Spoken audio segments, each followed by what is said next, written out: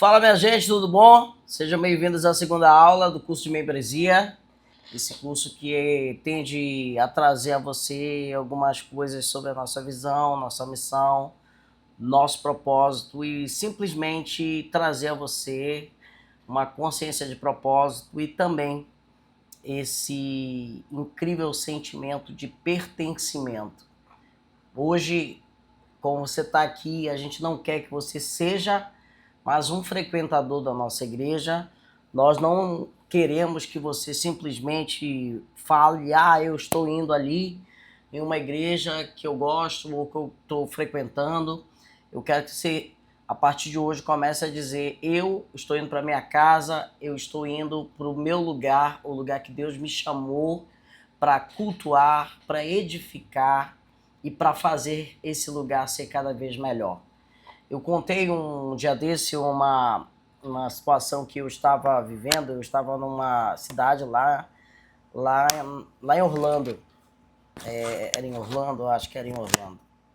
E a gente estava ali, eu, o pastor Orival, alguns pastores, irmãos. E a gente estava numa igreja muito linda, uma igreja estruturadíssima. Tinha restaurante na igreja, tinha, como é que eu posso dizer, tinha uma faculdade. Uau, assim, eu até brinquei que eu queria morar lá no departamento infantil. Inclusive, por estar ali perto da Disney, parece que tinha sido projetado pelo cara que ajudou ali algumas questões na Disney, alguma coisa assim nesse sentido. Era uma coisa assim gigantesca.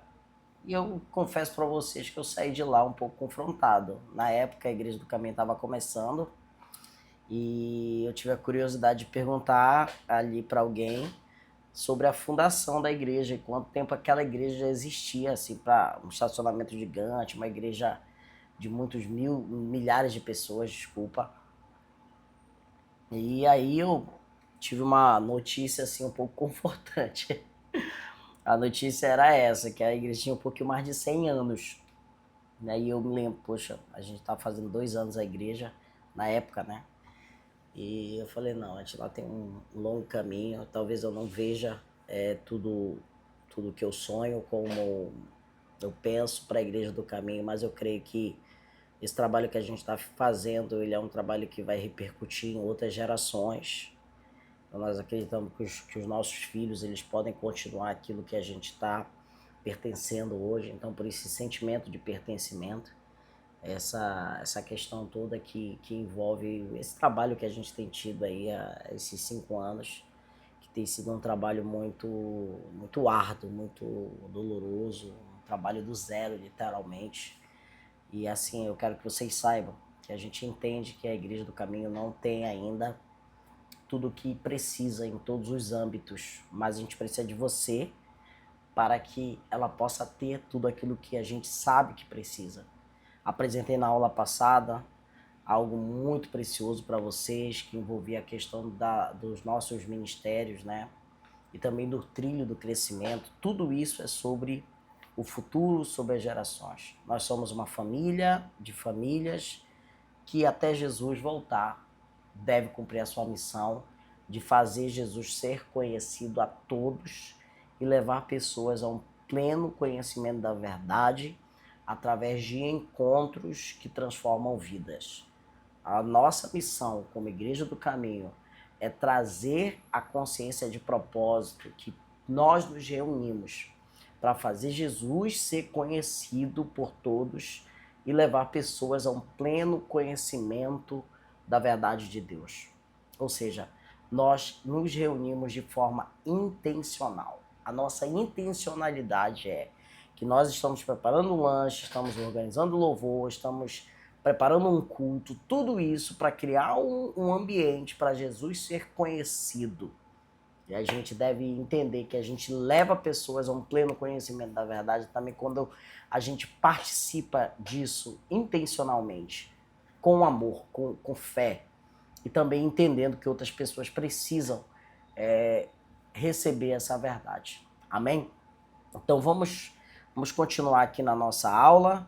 Eu quero trazer para vocês hoje ainda algumas coisas. Eu quero só lembrar para vocês sobre essa questão todas que envolve os ministérios, tá? Que a gente falou ainda há pouco para vocês, né? Que a gente está trabalhando em cima dessa realidade aqui, né? Então, sejam bem-vindos. Isso daí é algo que a gente tem colocado. A aula passada a gente falou um pouco sobre isso. E apresentamos todos os ministérios da nossa igreja, colocando a igreja local. Entenda uma coisa, igreja local aqui, tá? Igreja local no centro e os ministérios como aquilo que vai apoiar essa realidade. Eu não quis fechar todo, porque eu acredito que Deus ainda pode, no decorrer desse momento que a gente vai aprendendo, vai crescendo, possa agregar ainda mais alguns outros ministérios. E eu deixei bem claro aí, um pouco até aberto isso, porque ainda percebemos que temos lacunas. Então, esses ministérios, alguns desses ministérios que já existem, eles precisam ser mais efetivos. E a gente tem orado para Deus cada vez mais trazer a nós pessoas e, logicamente, pessoas que tenham caráter, pessoas que amem o reino de Deus, que entendam principalmente aquilo que a gente quer como igreja local, tá bom, gente? Então, para você ficar bem consciente que a gente não percebe, ou até mesmo, como é que eu posso dizer, não pensa que a gente é perfeito, a gente precisa melhorar muito ainda, devemos melhorar muito ainda, sabe? Então, assim, só para constar aqui a todos nós, tá bom? Vamos lá, hoje a gente vai continuar ainda aquilo que a gente começou a trabalhar, né, nas aulas passadas, e aqui a gente vai explicar para vocês algumas coisinhas que tem a ver com o início, com a história ali mesmo da nossa igreja local. Deixa eu pegar aqui. Entenda que aquilo que eu acabei de falar para vocês tem muito a ver com essa questão aqui da nossa missão, da nossa visão e também do nosso propósito. Por que a gente existe? Qual é a realidade de tudo isso? A nossa visão é aquilo que deve nos nortear. Então, antes de colocar um pouco sobre isso, eu preciso trazer para você um pouco da nossa história, de como a Igreja do Caminho começou, até porque eu acho isso muito importante, tá? A Igreja do Caminho, ela nasceu com um propósito de estabelecer uma comunidade apaixonada por Jesus. Isso era o que mais me encanta até os dias de hoje.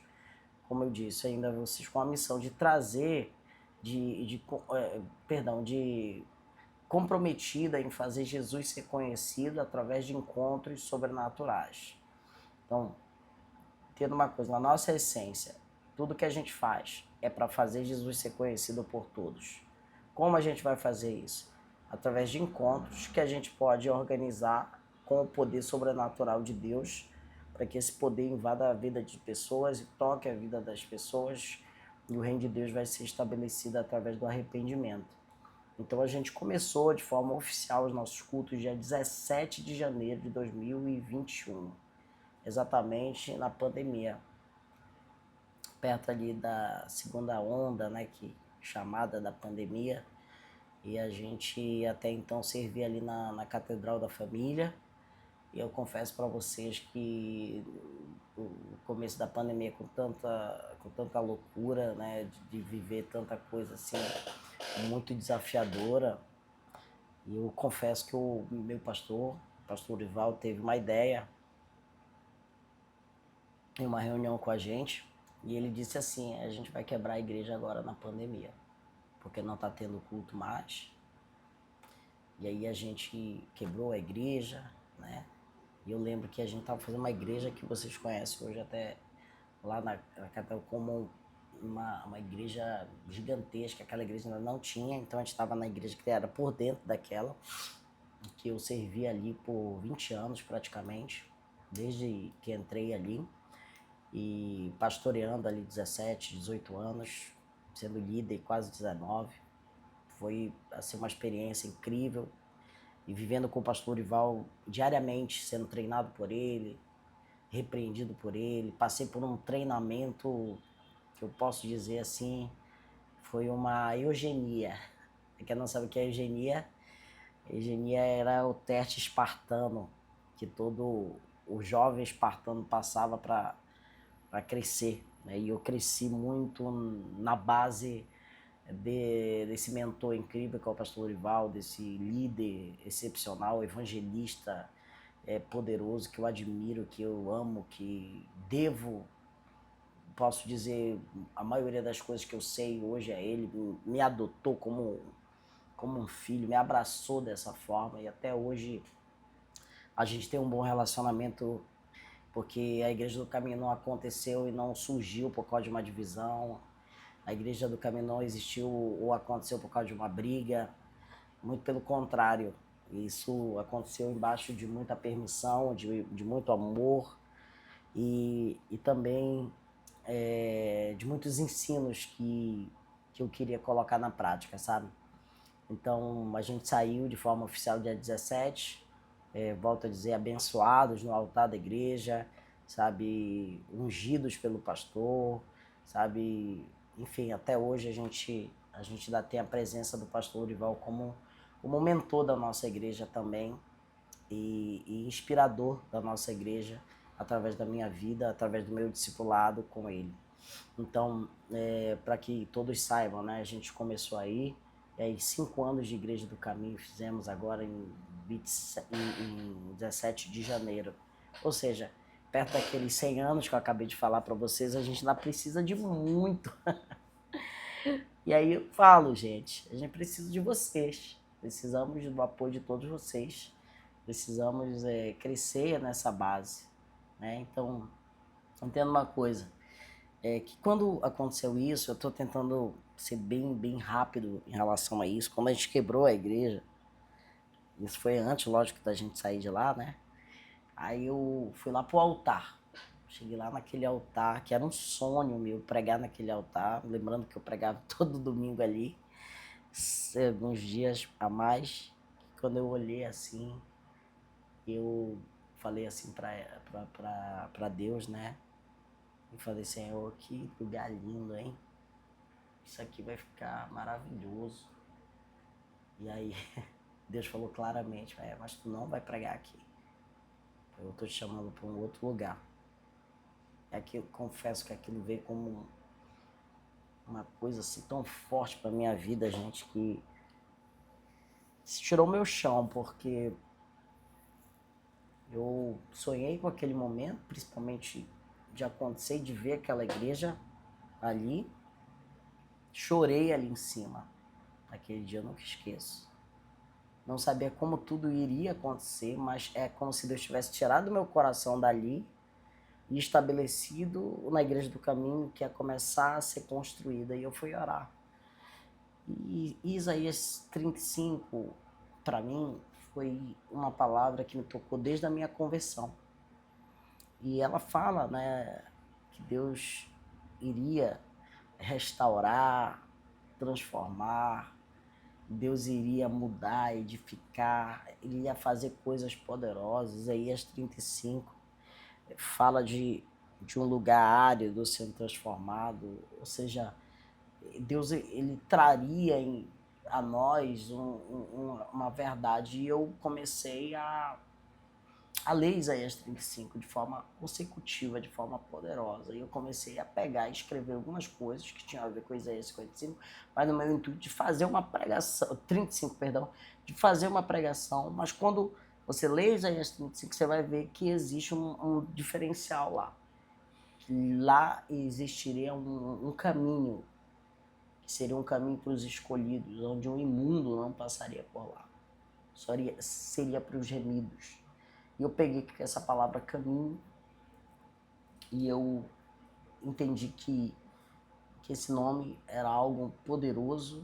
Eu lembro que a pregação ela tinha a ver com encontro no caminho, sabe? Alguma coisa assim. E aquilo foi feito, eu compartilhei ainda no tempo daquelas lives, sabe? Que a gente estava fazendo. Então, alguma palavra que era relacionada a isso, mas Deus começou a falar ainda mais, sabe? Trazer ainda mais, mostrar ainda mais, sabe? E isso foi muito poderoso para mim, sabe? Então, por que caminho? O nome que está ligado a uma revelação, que Isaías 35, como eu ainda falei para vocês, onde Deus promete uma restauração de vidas, de esperança ao seu povo. O texto bíblico fala certamente de um deserto florescendo, por isso que a gente tem falado muito na Igreja do Caminho, que a gente não acredita que Deus vai te tirar do deserto, ele transforma o deserto. O deserto é um lugar de ressignificar. A Igreja do Caminho é um lugar de se encontrar, porque a gente quer ressignificar as coisas, fortalecer os cansados, trazer alegrias, alegria ao Senhor, e também esse caminho de santidade e um caminho dos remidos. Também a gente acredita que isso, logicamente, não em segundo lugar, contando a questão da história, mas de forma até mesmo mais fundamental do que Isaías, é sobre Jesus se apresentar como caminho. Se você for olhar, ele diz que ele é o caminho, ele é a verdade e também a vida. Ele não é só o caminho, ele é a verdade e a vida também. E Atos você vai ver que quando Paulo ainda é Saulo, ele perseguia os do caminho, né? Ou seja, as pessoas seguiam o caminho que Jesus deixou. Então nós não seguimos apenas uma religião, a gente não seguimos uma religião, perdão. A gente não segue uma religião, a gente segue a Jesus. Então o nosso fundamento está totalmente baseado nisso, em relação a seguir a Jesus, esse caminho poderoso. Amém? Então, vamos lá, vamos pular aqui um pouquinho para a nossa cultura. Eu tinha que ter um negocinho aqui, eu vou trazer na outra aula uma imagem que a gente sonha como igreja, que a cultura da nossa igreja, ela fala exatamente de um rio, que a gente chama de rio da cultura, preste atenção. E todo rio que ele vai ou volta, aqui na região amazônica, a gente tem, né, os rios que vão secar e vão encher, né, diante dessa realidade. Existem alguns rios em alguns lugares que eles só vão para um lado, né? Que é um rio que vai sair de uma enchente. Lá em Israel, por exemplo, eu vi o Rio Jordão nascer de lá do monte, esqueci agora o monte, o mesmo monte da transfiguração que Jesus transfigurou. Então, o pé desse monte é o começo do rio. Então esse rio ele vai saindo ali desse monte da transfiguração. O Jordão nasce lá. Aí ele só vai pegar essa direção, não tem como subir para o monte. Então tem o que acontece? Esse monte ele congela no inverno e essa água ela vai sendo a questão que alimenta o Jordão. Então nasce dali. Então a maioria dos rios também tem nascentes, é isso que eu quero dizer. Mas todos os rios eles têm que ir para um lado. E para eles irem para o lado, eles têm que ter uma margem. Se um rio não tem margem, ele é um pântano. Ele é um lugar de água parada. E a gente não quer isso. A gente quer um rio. E o que o rio tem? Ele tem as margens. Então nós acreditamos que dentro do nosso rio, eu vou mostrar isso na outra aula, existem os nossos princípios, os nossos valores. E nas margens desse rio tem o conforto e o confronto. Para quê? Para que a gente possa amar, mas também o amor faz a gente confrontar em amor. E aí, quando isso acontece, a gente tem as margens, mas segura uma direção do rio. E vamos dizer, estamos indo para cá. Dentro do nosso rio tem santidade, tem generosidade, tem amor, tem célula, tem culto, sabe? Tem retiro, tem encontro, sabe? Tem os ministérios, tudo tá aqui dentro do rio. Então, se alguém chega e pula aqui, aqui dentro do rio, a gente está indo para uma direção.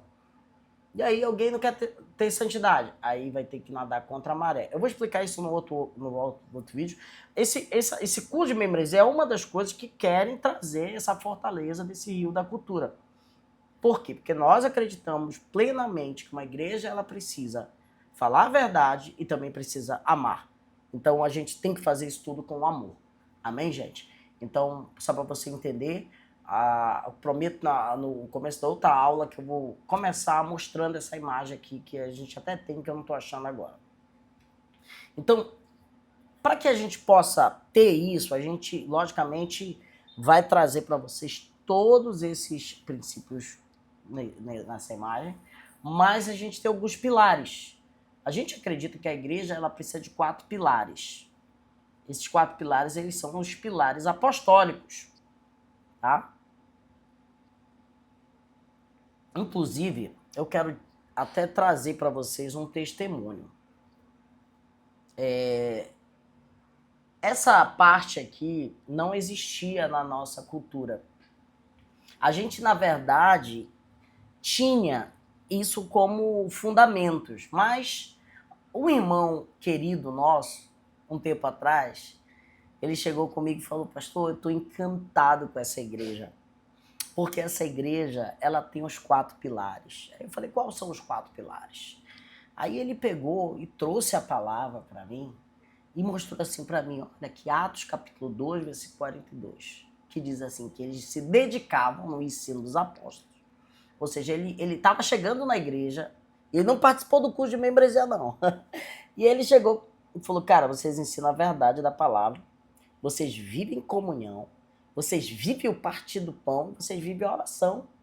Cara, que igreja incrível, vocês vivem o 4 pilar que a igreja começou. E eu falei: é verdade. E eu peguei e falei: a gente precisa esclarecer mais isso. E como é que funciona isso? A igreja primitiva ela começou com esses 4 pilares. Ela tinha esses fundamentos de uma forma muito poderosa, gente. Quais eram esses fundamentos? Primeiro, a doutrina dos apóstolos, ou seja, o ensino fiel da palavra de Deus centralizado em Cristo, transmitido através dos apóstolos e preservado através das escrituras. Se você for observar, uma das coisas que escolhia os apóstolos era essa evidência da comunhão com o Senhor. Então, o ensino apostólico fala da fidelidade de coisas que Jesus ensinou. Que Jesus ele trouxe a todos os apóstolos o entendimento. Então, vocês têm que escrever, vocês precisam fazer, vocês precisam viver.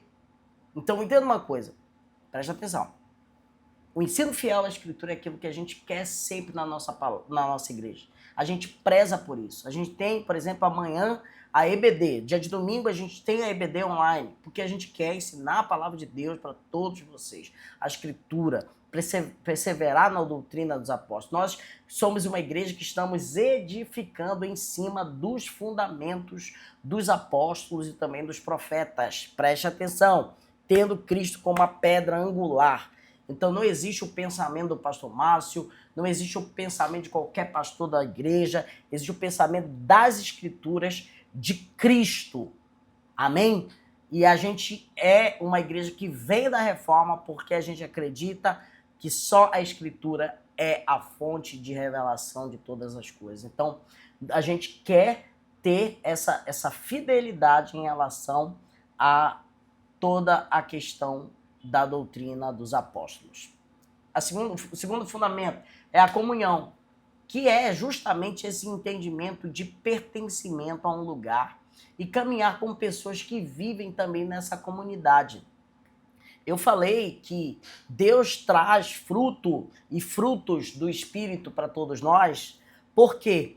Porque Ele quer que a gente viva em comunhão. Paz, amor, longanimidade, domínio próprio, temperança. Todos esses fundamentos importantes é para que a gente possa viver em comunhão. Então você não pode ser comunidade, você não pode ser igreja de forma genuína se você não viver em comunidade. Entenda que você representa a igreja em qualquer lugar que você esteja, mas você só é igreja quando você entende o fundamento da questão toda da comunhão. Pedro vai dizer que nós somos como uma casa espiritual onde cada um é uma pedra. Já Paulo vai trazer o entendimento de um corpo onde Cristo é o cabeça. Então, tanto o cabeça como a casa representam uma habitação, um lugar, uma coisa poderosa, onde todas as partes são importantes para tudo isso. Então, a comunhão é exatamente isso. Através das amizades, através do compartilhar a vida do corpo de Cristo, testemunho, experiências, dores, chorar com os que choram, se alegrar com os que se alegram. É isso que a gente quer como igreja do caminho. O terceiro fundamento não é só... na verdade, peraí, ainda continuando na comunhão. Não existe cristianismo solitário. Nós crescemos sendo vistos, né, cuidados, confrontados nas células, vida intencional na igreja e caminhar com pessoas e não apenas assistir cultos. Então a gente quer que você participe. Logicamente, a gente apresentou na aula passada a questão inicial, que é a célula. Você tem que estar numa célula. Depois das células crescer, avançar e de repente servir na igreja. O padrão sacerdotal era servir diante de Deus, depois servir a casa e o povo. A casa e o povo. Então, entenda uma coisa, que o que te dá a graça de servir a casa de Deus e o povo de Deus é servir diante de Deus. Então você tem que crescer. Então você está aqui hoje, você tem que focar em crescimento. A gente está aqui para fazer você crescer, com aulas, com estudos, com cursos. Tudo isso é para que você possa crescer e poder ser alguém que vai representar Jesus da melhor forma. Amém? Então, o segundo pilar é o partir do pão. O partir do pão, ele fala de aliança, tá, gente? Não é apenas a comunhão. Muitas pessoas podem estar na nossa comunhão, mas podem não ter aliança com a gente. Tem gente que só vai para a célula por causa de comida. Tem gente que só quer comer, não quer participar, não quer servir, não quer amar, não quer, ou seja, não quer ter aliança. Deixa eu te falar uma coisa. Qual é a diferença da prostituta para uma esposa? É que ela quer ter compromisso. A prostituição, ela é algo que existe hoje no coração de muitas pessoas.